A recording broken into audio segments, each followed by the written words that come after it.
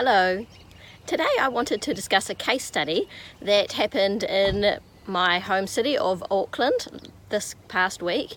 It was a large fire in the Sky City International Convention Centre. What happened was that the roof caught fire during construction as it neared the end of a very long, protracted construction period that was had a lot of delays, and so everybody is just absolutely devastated that this huge project for Auckland has been set back so badly. So once the crisis began and the fire started, I've been following it with interest, and I read about how the Sky City management responded. So their initial response was to initiate their crisis management plan. So they obviously had a crisis management plan, which is always a good start.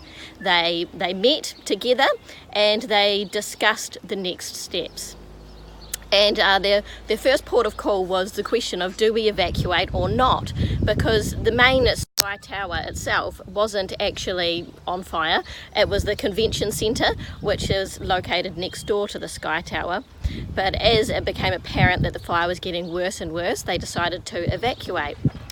They did a hazard identification exercise where they realised that the biggest hazard was actually the smoke. So the people inside Sky City were quite safe, and they were actually better off than those outside because they weren't breathing in all of this toxic smoke.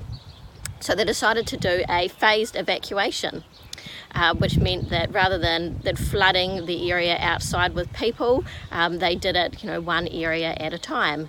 And there was also a lot of problems outside with traffic because a lot of streets were cordoned off.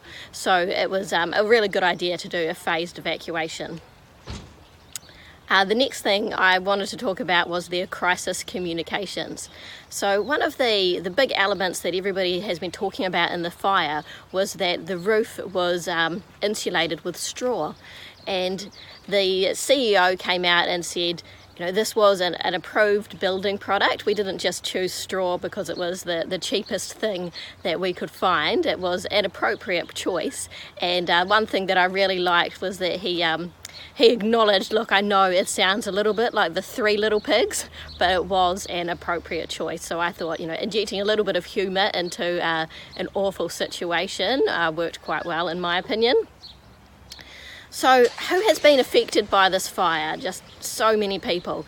So there is Sky City themselves. Obviously the construction of this huge flagship convention centre has been majorly delayed. On top of that, they had their casino next door, restaurants and hotel that had to be evacuated, which is absolutely huge.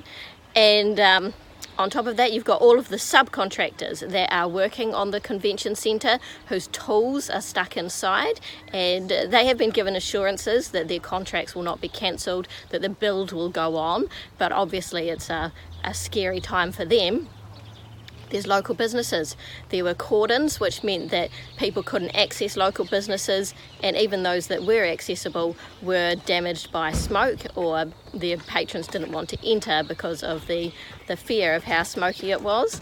And then there's also the conference bookings, so all of those large conferences that had been booked that would no longer be able to go ahead, or they're booked so far in the future that they're called into question now, the availability of that venue. If you are a consultant preparing business continuity plans with clients, save time using our online template.